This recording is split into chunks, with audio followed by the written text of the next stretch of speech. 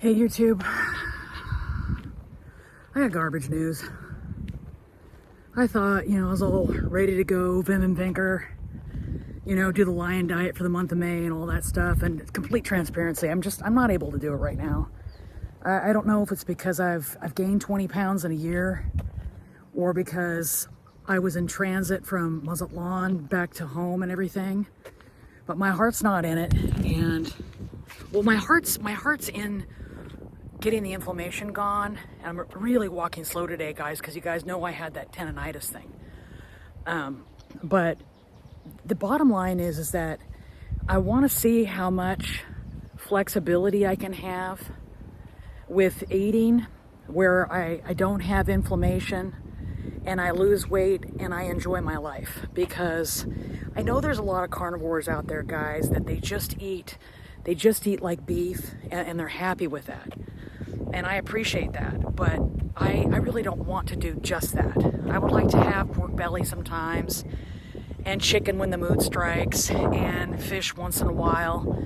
And around the edges, I'd like to have like dill pickles once in a while, or sauerkraut. I like fermented foods. And I would like to have the low carb bread. Mainly because there's just something about having all the guts of the stuff that's really nutritious for me in that capsule. So toward that end, I'm doing a little bit of that, and I am front loading my diet continually because I've been keto since 2017. I'm coming up on the 7th year in July. So I'm not much of a carb girl. But if your bend is only for weight loss, you just have to count carbs, really, and then try to not have things that are highly processed as well. And you're golden. For people like me that are autoimmune, the things I need to watch out for are nightshades. And I have now discovered I can't have legumes, peanuts, tree nuts, none of the nuts. That's all out. So no peanut butter for me anymore, and that's okay. But where I do need to give up some things, I then, to be sustainable and to stay true to basically a good way of eating, I need to then make choices about what I keep in, what I take out, so that I can stay on it. Because sometimes things become so insurmountable mentally and emotionally that you just want to chuck your hands up in the air and say, I can't do it. But I want to do it. I just want to do my version, I think. So I believe that the lion diet and carnivore is species specific and the very best way we can eat. And that's nice.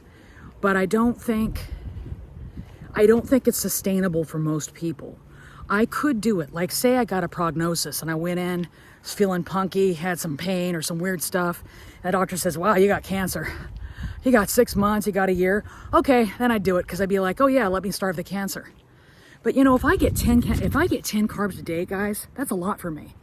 Like, I'm not a big carb eater. Sometimes I'll go off the rails, as you guys know, for my birthday or husband's birthday, or a holiday, like 3-4 times a year. That'd be the very max I would go and have actual carbohydrates. I'm to a point now where I don't even care if I have fries. I'm really there, But on the daily, like Mom's making, for instance, she went out to get claws on sauerkraut today, and she's making hot dogs, and she's got the low carb keto hot dog buns, and then she's got the sauerkraut that can go on top, and I'm all about that. I'm like, okay, the hot dogs doesn't have any carbohydrate practically at all. The keto hot dog buns got one, and the sauerkraut's good for me because it's fermented. So I'm on board with that, and I'm like, well, that's not really carnivore. That's kind of like ketovore. But I don't eat like that every day. So I kind of don't really know what to call myself anymore. I'm like, I guess meat-based or carnivore 90% of the time, and then I'm ketovore about 10% of the time, and then 0.01% of the time I'm whatever. Right now I'm real slow. Yeah, I just put my hair up like this, guys, to be protective. It's a protective hairstyle, the braids. That just means I'm going for length retention, and I want to make sure that my hair's not blasted around with wind or elements, so I braid it first. Been doing that lately, and it's really served. You can see there's not a lot of taper in my braids. It's really served to to make my hair grow long in a healthy way. The gal that trims my hair in Mexico noted it. She goes, wow, you've got more hair, she said, and the ends are nice, and she only had to take off one finger. So that was kind of nice. So anyway, for you guys that follow me, well, I've never claimed to be a purist. Remember, I used to be the cheating carnivore? And I liked that. It was catchy. But now I'm looking more at trying to see what I can do where I still have a sense of wellness. Having done the meat only and I did, for a whole month I did meat only, no cream, no butter, just bacon grease and beef for a month. And that worked pretty well. And I lost about 5 pounds, and I started 15 pounds lighter than I am now. So totally that works. But I was pretty bored. No alcohol, no cream in my coffee. I mean, I was existing. Oops. I was existing, and I was satisfied, and I didn't have hunger and all that stuff, but I was kind of bored out of my mind. I was like, wow, I'm definitely filling the hole. I'm getting fed. I got food down the craw, but it didn't move me at all. It wasn't anything fun, and I like a little bit more variety, I guess, than that. This time, I was like, I will have a little bit of cream, actual cream, not that junk down from Mazatlan that's got 15 things in it. And I measured the tablespoons, so I really know what I'm getting. So today I had a tablespoon and a half of butter and 4 tablespoons of cream in my coffees. And then when I ate real late today. I didn't mean to, but I had a project I was working on, and I wanted to have it put away before I ate. And so I didn't even eat till about 11:30 with Hubs, and I made him the low-carb English muffins, which he loves. And I put a skim coat of peanut butter on it because he doesn't have trouble with peanut butter or nuts or nightshades. He has trouble with false sugars. He and his mom both. And they're the remnant, guys. They're the ones where the apocalypse or the plague will come through, and they're going to be part of that 1 to 5% of the population that does not succumb. Okay? Really certain. I postulated that a lot in the past. I'll be probably a second waiver. Anyways, so that's kind of what I'm doing. And you would think, well, you've gained 20 pounds, you're really neurotic about your weight, all that's true. Right now, I'm actually more concerned about the problem with my extreme tendonitis and a little bit of the knee issue. And so I'm just walking real slow, guys. I'm going to come up here now that I'm a little bit warmer, and I'm going to do some stretching for my Achilles tendons, which is not something I'd ever do before because I could be bothered because I'm lazy. Did you hear all that? I made an effort this morning to have about a 14-ounce ribeye. I have a little short I'm going to put up, kind of a combined short that shows how I do the ribeye. I use a stick of butter, and I get it just above simmer because our cooktop's kind of fancy, and it's a commercial cooktop. So just slightly above a simmer gives a nice sear on that. It was about medium rare, and I just take the butter after it's frothing, and I just light up the top of that thing. Ate that whole thing, and then I had a piece of the low-carb toast with a skim coat of butter because I want to make sure my body has to use some of the fat off of it also. And we'll see if I go down a little bit tomorrow. And I'm using that steak challenge data that I got as a barometer to know what to do this time. Hold on a second. Okay, I just went ahead and did some calf stretches until I could feel a little bit of pain. And then I did some back of the leg stretches, where you touch your toes. So I touched my toes with my knees bent. And then I straightened them out as much as I could without, hurting things. And then I did that 2 or 3 times for 10 seconds each. And then when I return home, I'm going to be doing the physio the Dr. Olmeda gave me to try to strengthen my knees further. He thought the structure was very good. And then after I'm done with that, I'll go ahead and do my butt workout. But I'll only do what I can do, right? I'll do which presses me and allows me to do the exercise, but doesn't have that tendonitis come roaring back. Because I don't want that, guys. I don't want that. So anyway, let me talk about what I discovered. What I discovered was that, now it's meat only, all right? But we're talking about carbs and insulin response. So the sweet spot for me, on average, was between 2,000 and 2,150 calories a day. That must be a deficit because I was losing, and I wasn't working out really at that time at all. And then my fat ran around in the 160s, and my protein ran around the 120s. And that's where I was at every day, almost 2.5 years ago. And I lost 5 pounds that month. Now, when I began, I was like 160. So I got down to like 155 in a month, and I never thought about it. I just got hungry around 10. And of course, I didn't have anything in my coffee, right? I didn't have any fats in my coffee. But I wasn't having about 3 or 4 tablespoons of bacon grease every day because I knew I needed the fat. So now I've replaced that with a little bit of butter and cream because I decided, well, to be sustainable, going up a hill, guys, real slow, okay? To be sustainable, I realized I needed to have that I enjoyed, and black coffee is not enjoyable to me. So now I'm having that. But it's easy to overestimate or underestimate what you're putting in your coffee and just dump it in there. And I don't want to do that. Just have the tablespoon out there, and I know exactly what I put in there because I want to know later what I did right or wrong. And if I'm correct today, because I'm cataloging everything, I like to data track because then I go, okay, this worked, this didn't work, and I have a point of reference. Tomorrow, if I take off a little bit of weight, I'm gonna go, okay, those calories, how to feel about that, but it's still a point of reference, Those calories in combination with this fat and protein load allowed me to take off whatever I took off. Anything 0.4, 0.2, any of that would mean, yes, that's a win. It doesn't sound like much, but if you take off 0.2, every day you're losing 2 to 3 pounds a week. That's actually not bad. So I'm not in any rush. I just want to, eat and not think about it, but I've got to get into a routine of what I know works.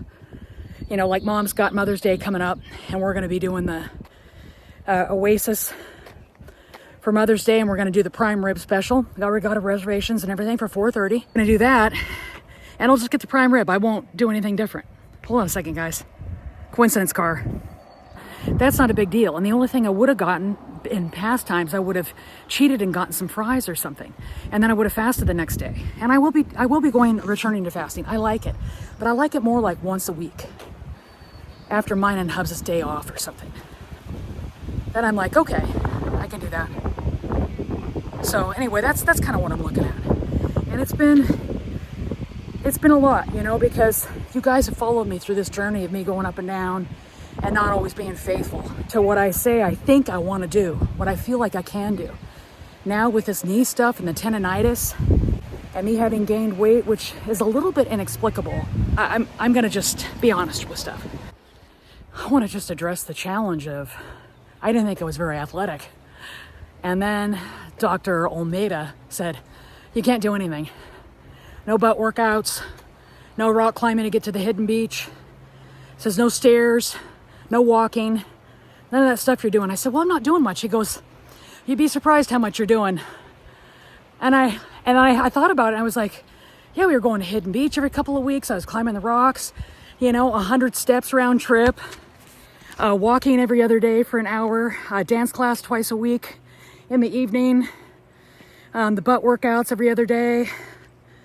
And I was starting to, put in X3 to squatting and stuff like that. And all that stuff was happening. And then it all stopped. That did not help the weight.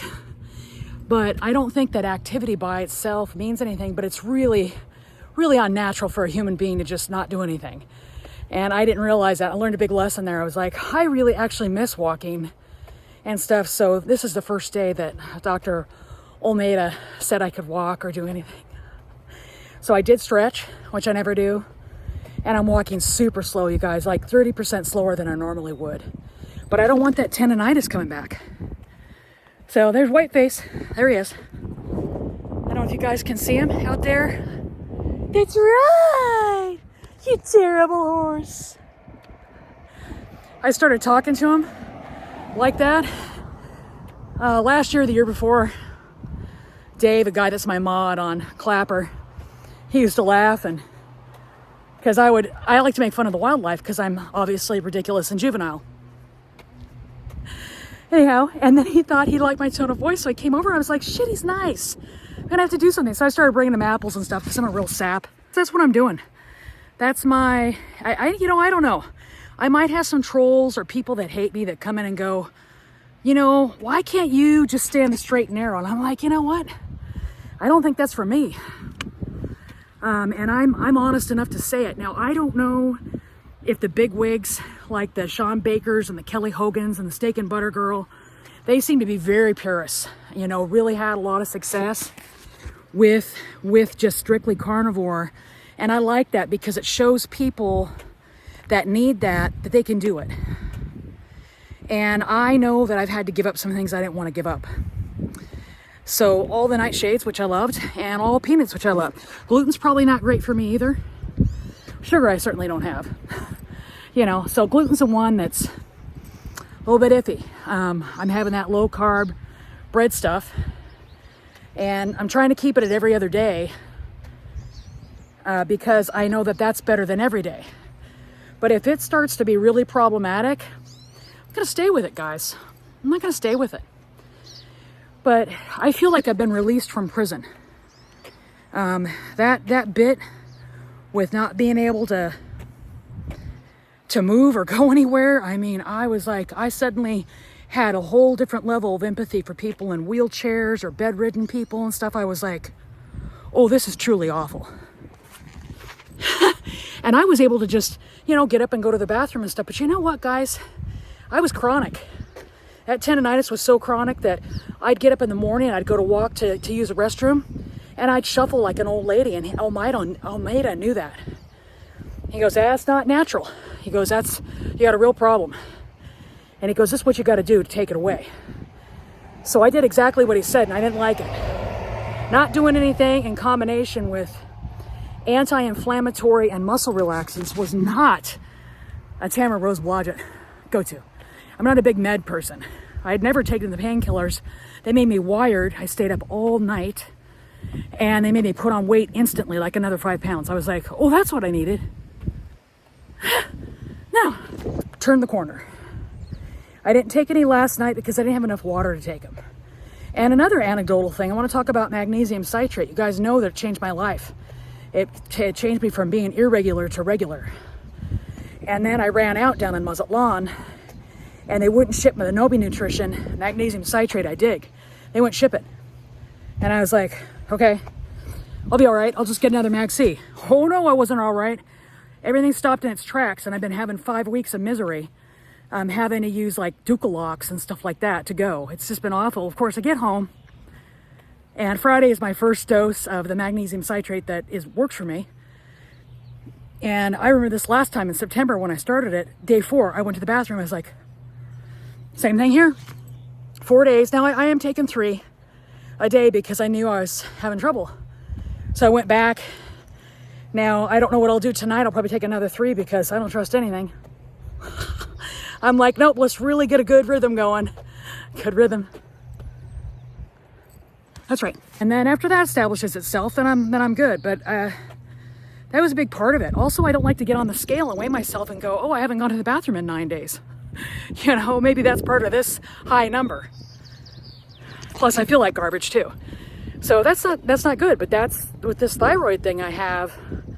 Like I've said in past videos, I never believed in supplementing. I thought it was bullshit. 100%, guys. I thought, oh my God. And then Hubs encouraged me. He goes, why don't you take Mag C with D and see what happens? I was like, okay.